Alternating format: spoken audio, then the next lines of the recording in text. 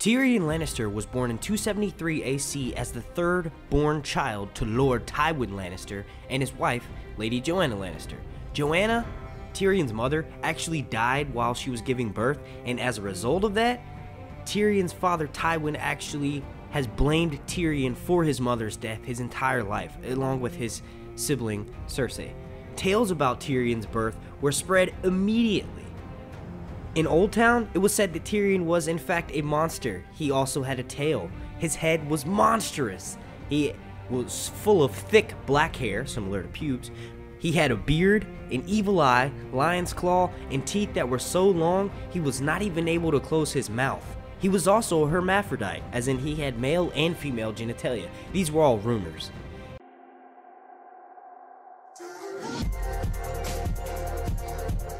It was said that Tyrion's birth was often an omen to famine, plague, and war, and the small folk name him Lord Tywin's Doom or Lord Tywin's Bane. King Aerys II even stated that Tyrion was punishment for Tywin's obnoxiousness and his arrogance.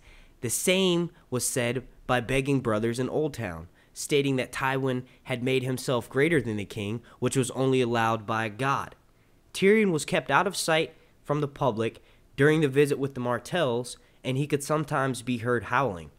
Cersei and Jaime show Tyrion to Elia Martell and Oberyn Martell the day after their parents leave. Cersei claims that no one had expected Tyrion to live this long, and that surely he's gonna die soon. Lord Tywin often refused to betroth Princess Elia to his son Jaime, and he offers Tyrion instead, which the Martells take as a huge insult. During most of Tyrion's childhood, his father Tywin served as Hand of the King to the Mad King Aerys II Targaryen in King's Landing. As a consequence of Tywin serving as Hand of the King, he would actually be absent from their home, Casterly Rock, for long periods of time.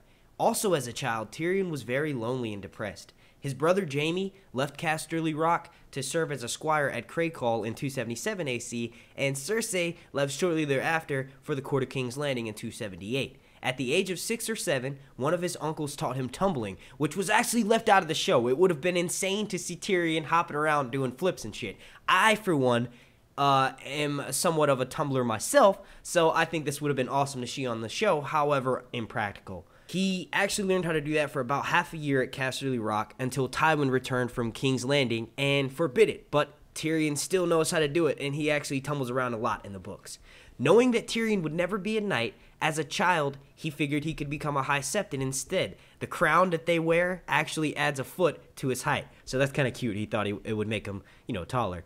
And because of that, he started studying the holy books. See, I think this is one of the first inclinations that we get that Tyrion is a bookworm in the novels. He starts at such a young age tackling something like the holy books of, for those who follow the faith of the Seven.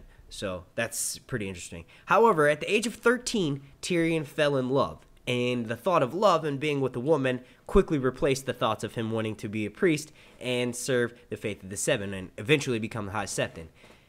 Jaime and Tyrion actually at one time rescued a common girl, Tysha, from some bandits who were attacking her near their home in Casterly Rock.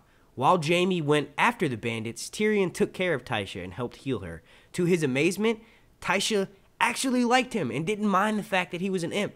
They eventually fell in love. Long story short, Tyrion became so enamored with her that he bribed a Septon to marry them in secret. Tysha would sing to Tyrion in the mirror song, The Seasons of Love. Their marriage lasted only 2 weeks because once Tyrion's father Tywin found out about the wedding, he commanded that Jaime say that Tysha was a prostitute and had been hired to take Tyrion's virginity.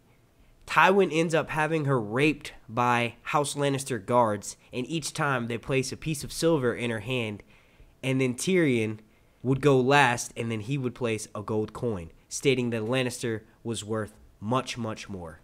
Growing up, Tyrion used to often dream of dragons, which are similar to Jon and his wolf dreams and the other Stark children. He would even go as far as ask his uncles for a dragon as a name day present. Tyrion was a bit of a pyromaniac, and he used to start fires in the bowels of Casterly Rock and stare at them for hours. I used to do it when I was a kid too. He would pretend that those fires were dragon flame, and that he himself was actually a lost Targaryen prince or dragon lord from Valyria, which kind of adds a little bit to that evidence that, you know, Tyrion is a secret Targaryen because he's having dragon dreams, and he used to pretend that he was a lost Targaryen princeling. But honestly, I think Tyrion is Tywin's son. So continuing on, sometimes he imagined that he saw his father or his sister burning in the fires, which he killed his father, and his sister has a pretty good chance of getting burned. This is also foreshadowing coming up, by a dragon. As Tyrion grew older, he would seldom ever dream of dragons. It's kind of like once you're a child and you go into adulthood, you lose that imagination.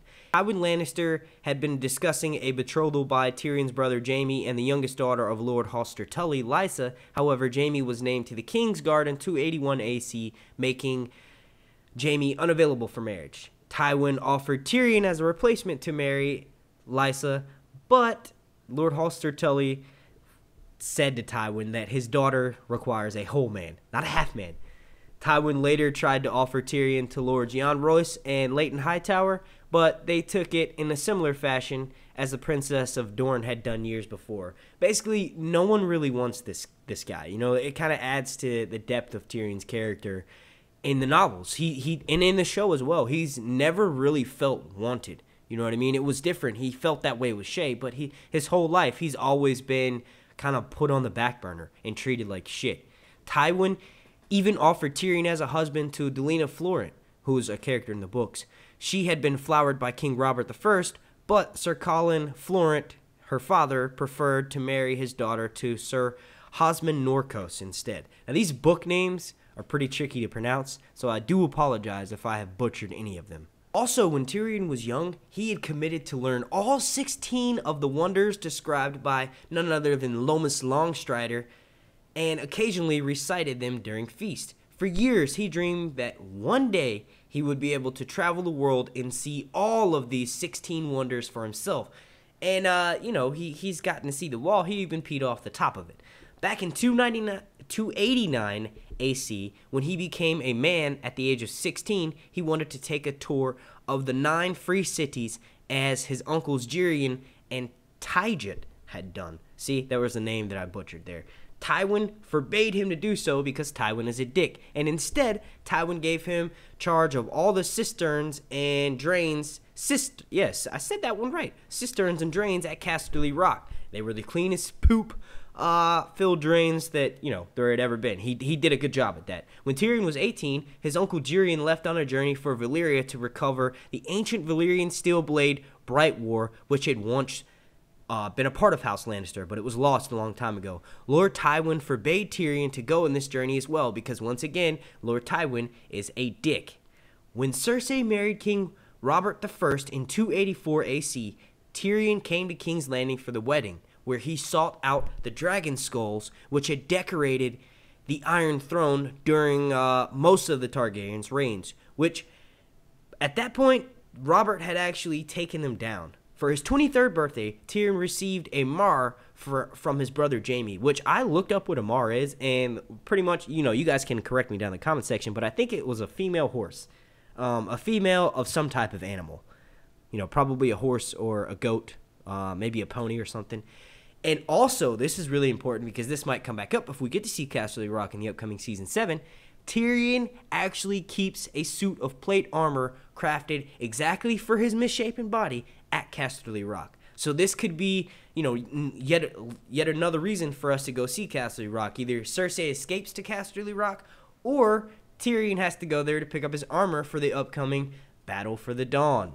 Alright, if you're enjoying my video thus far, please slap a like on it, as it greatly helps out my channel and it promotes this video. Also, if you would like to enter my contest for my 10,000 subscriber giveaway once I reach that goal here on YouTube, all you have to do to enter that contest and you can win this lovely Daenerys Dark Horse figurine is 1. Slap a like on this video, 2. Comment down below, 3. Subscribe to me here on YouTube, and 4. Follow me on Instagram and Twitter. Now, I have been getting a lot of comments that some people don't use Instagram and Twitter, and that's fine. As long as you subscribe to me and comment here on YouTube and like this video, you will automatically be entered into the drawing. You just got to make sure you comment so that I can get your name and put it into this website that I use for the drawing.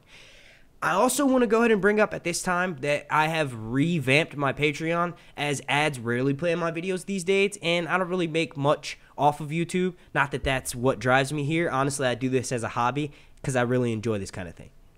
Alright, now on to the meat of this video.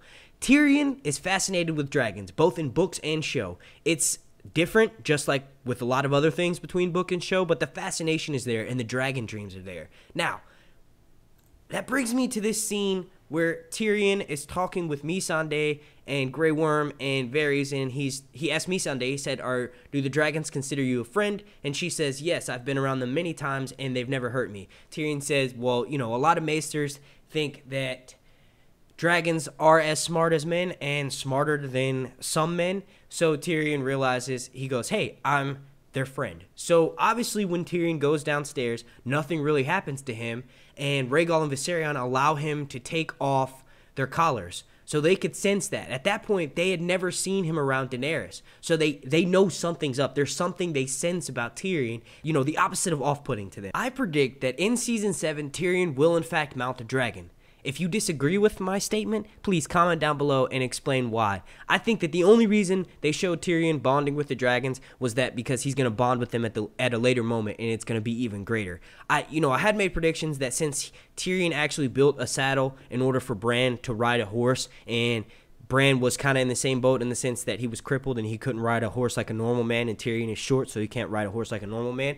So I used to think that maybe he was going to use that and make a dragon saddle that way. He could still do that, but I think what'll happen is it'll be out of like necessity. He'll just basically run up and hop on the dragon and try to control it. I want to thank you all so much for watching this video.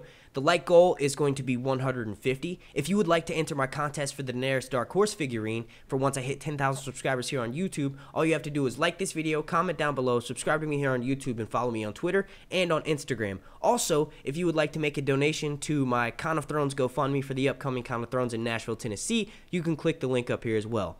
My name's Mark, and this has been Sir Hunt's Reviews.